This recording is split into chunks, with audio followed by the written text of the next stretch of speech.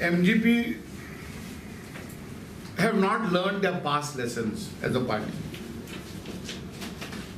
The Bharatiya Janata Party has come to power by piggybacking on the MGP.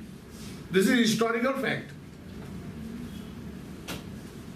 And the allies of the BJP are always in danger to be eliminated. These are historical situations. Secondly, the drama that enacted at 1:45 a.m. Only thieves move about tonight, normally to rob.